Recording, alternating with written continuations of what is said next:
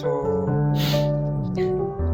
about dun sa nangyari kanina, sobrang mahirap kasi guys. Kasi, yung tawag dito, hinimatay nga ako. Buti sa labas lang ng center. Hindi naman sa pag-uwi ko. Kasi, minsan kasi guys, nakakaramdam talaga ako. Minsan, babaksak. Yung tipong lalabas ka sa center ng malakas. Hinihimatay. Minsan, nagdidiliryo. Yung perang mga ganun. Nagbablurred yung paningin. So ayun nga, buti nga inabot ako dun sa labas. Ang nangyari sa akin, bigla ko ng lambot, ang lamig ng tenga ko. So sabi ko nga, wag na muna kaya akong tumuloy umuwi. Kasi iba. Kaya guys, ayun, kauwi ko lang. Gabi na ako nakauwi dito sa amin guys. So sa mga nagtatanong, syempre ako lang po mag-isa sa bahay. Hiwalay na po ako sa asawa. Tapos yung mga anak ko po, nasa asawa ko rin po. Siya po nagpapalaki. Sa ex-wife ko pala. So ayun, sabi ko nga, sa buhay dialysis guys, sobrang hassle. Pero uuwi kang pagod. Uuwi kang pagod. Then sa akin yung saing, sa akin yung luto.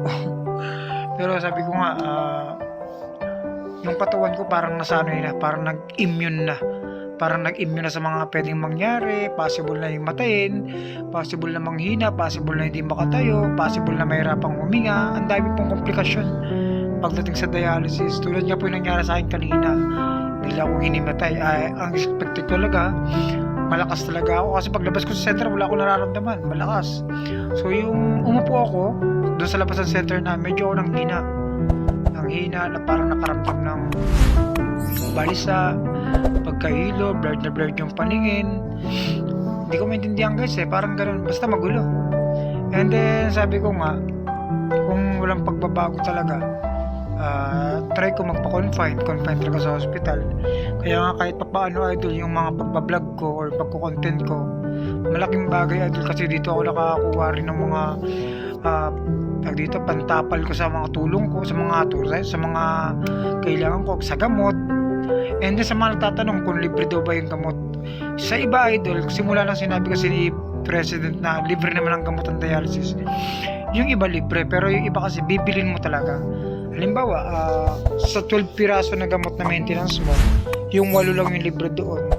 So yung 4, bibilin mo na siya. Paano kung yung 4 na yun mahal? So gano'n lang nangyayari. Hindi rin natutuloy-tuloy minsan yung mga maintenance na marami. So ang nangyayari pa minsan, kapag kailangan mo ng oxygen, halimbawa nadatnang ka na dito ka sa bahay, sobrang init ng panahon, bigla ka na lang nagkaroon ng yung pagsikip ng dibdib. So doon nangyayari doon pumapasok yung oxygen na kailangan talaga mag-oxygen, hindi pwedeng hindi. Tapos meron time na halimbawa naglakad ka lang ng konti o pumunta ka sa tindahan, bigla kang hiningal. May mga ganong senaryo. And kahit pa paano, yung mga ganong senaryo, isa lang yung naranasan ko, yung yung hiningal lang. Pero hindi naman hirap huminga, hiningal lang talaga. So sabi nila may tubig daw sa baga. So yung mga dumaan yung mga ilang araw, dahil araw ng dialysis ko, talagang nagpahatak ko ng malaki. Yung pinakamalaking hatak ko na sa dialysis ko is yung 3.2 liters. Marami kasi mga nagda-dialysis na pahatak lang ng malaki, pero hindi nila alam kung ano yung magiging problema once na tumagal ka na sa dialysis. Kung napapadalas yung pagpapahatak mo ng 3.5, 5.3, 3.3, 3.5, mga delikado na yan guys. Ang pinakamalaking hatak ko lang talaga sa loob ng isang linggo is nasa 3.2, minsan nga 2.4 lang Pero sabi ko, ayoko pa rin sanayin yung sarili ko na magpahatak lang ganun kalaki. Kasi nga medyo delikado at baka magkaroon pa ng problema yung puso. Imbis kidney lang yung problema mo, magkaroon ka pa ng problema sa puso. So yun nangyari sa akin kanina, bumagsak lang yung BP ko habang nakaupo. So ang kagandahan lang, yung upuan, pwede kang humiga. So humiga ako konti, siguro mga 30 minutes, kalahating oras din yung paghiga ko. Ayun, naka-recover ulit.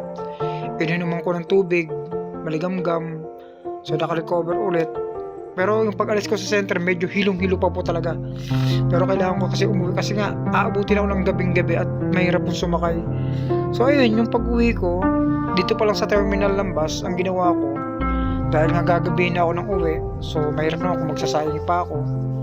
Ang ginawa ko, doon na po ako kumain sa may terminal ng bus ng Victory sa Olongapo. So ayan, kumain ako, bumanat ako ng kain. So ayun, kahit pa paano, bumalik po yung lakas ko. Ayun, nakatulog naman ako sa bus, naka-jeep ako. Pero iba pa rin yung tulog pag nasa bahay ka. Kasi makakainat ka ng maayos. Ayun, kaya sa mga subscriber natin, guys, kung may mga anak kayong mahilig sa chichirya, mahilig sa mga pagkain sa labas, mahilig sa magpuyat, yan, lagi nyo paalalanan guys na iwas-iwasan po yung mga ganyang nakaugalian. Kasi yan po yung mga nakaugalian ko, yung pagpupuyat, dahil nga po hardworking ako before, dahil nga 3 yung nag-aaral sa akin. So kailangan ko talaga magpuyat, kailangan ko mag-overtime. Ultimo, kahit masakit yung katawan, kailangan mo pumasok, hindi pwedeng hindi, ang dahil binabayaran. So provider kasi ako nyon. Ayun nga lang, ang nakakalungkot lang kung kailan ka nagkasakit, wala dito yung mga taong naging parte ng buhay mo. So ganun, ang hirap sobra. Sabi ko nga, minsan pumapasok na rin sa isip ko, sumuko na lang, huwag na magpa-dialysis. Pero mahirap kasi, yung isang linggo pa nga na hindi ka magpa-dialysis, ramdam mo na yung pasakit, ramdam mo na yung mangyayari sa'yo. Yung habang buhay pa kaya. Kaya kahit ganun, idol, laban lang tayo. Tsaka syempre nagpapasalamat po ako guys sa mga subscriber natin, sa mga nagpapaabot ng dasal, sa mga good comments, good message. Maraming salamat po. Malaking tulong sa akin yung guys. At sana soon, someday ma-monetize tayo kahit paano. Yun lang po talaga kaibigan ko. Maraming salamat po ulit. Hanggang dito na lang po muna tayo. At bukas gawa po tayo ng content. Samahan niyo po ako ulit. And mag-suportahan tayo. God bless po.